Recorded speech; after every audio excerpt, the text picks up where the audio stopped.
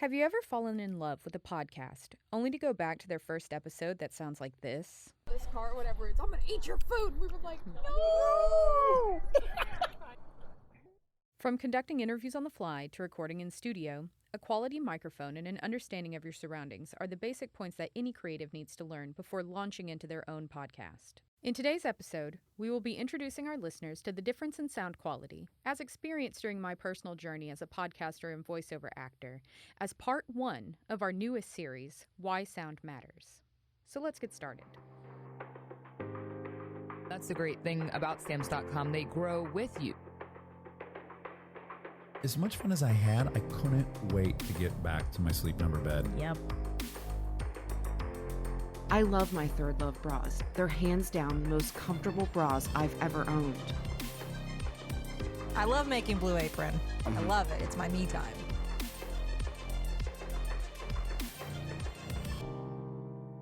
It was 2015 when I started exploring voiceover acting and podcasting. I had just started working in audio advertising while continuing to pursue theater direction on the side. I was familiar with podcasting, but it wasn't until I discovered the horror storytelling podcast, the No Sleep podcast, that I really sat up and started paying attention to what was out there. At the time, most podcasts followed a similar talk radio theme. Hosts would banter back and forth about their personal lives or explore various news topics or discuss TV and movies. But storytelling lingered on the periphery. The more I learned and discovered, however, the more I took note of how my career in audio advertising and passion projects in theater could be connected. I knew that I had to start my own podcast. I bought a small voice recorder online and launched what I thought would be an easy side project, a podcast with friends covering various steak nights around Houston, something we all loved, were pretty invested in, and assumed would be low effort. Needless to say, the podcast flopped. Not only did I embark on this project with little preparation and zero research, but my sound was horrible. The most preparation that I had put into this was scheduling out which steak night restaurants we would visit and our episode drop dates. I had no real understanding of the differences in microphone quality, and I was totally unfamiliar with the notion of dynamic and condenser microphones. The terms omnidirectional and unidirectional weren't remotely part of my vocabulary. This lack of preparation on my part led to a premiere episode that featured the clear voice of two of our hosts, the muffled voices of the other three, and a cacophony of sounds from passing cars, servers taking orders, and early evening karaoke. I've learned a lot since that first experience.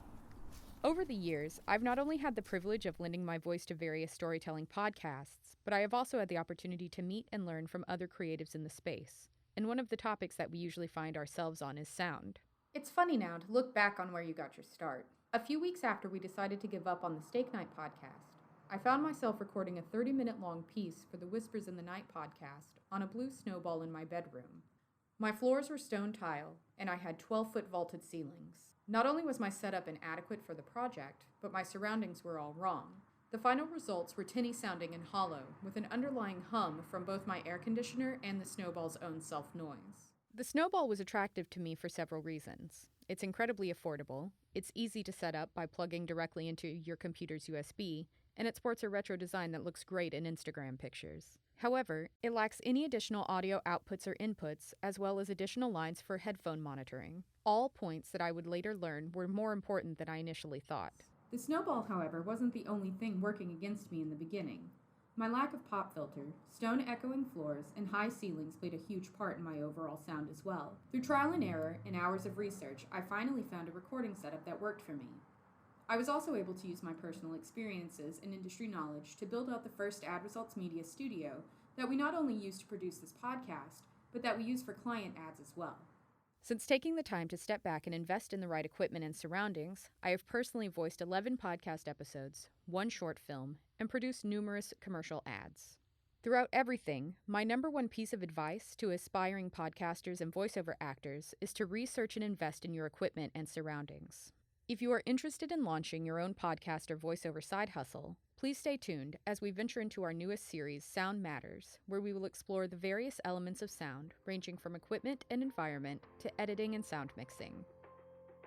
If you enjoyed this episode, be sure to subscribe for updates on future episodes and leave us a comment with your feedback, questions, or ideas for future segments. If you would like more info on Ad Results Media and what we do, please visit our website at adresultsmedia.com. This podcast was written by Lindsay Boyd, with sound mixing and editing by Freddie Trejo. This podcast is an Ad Results Media production.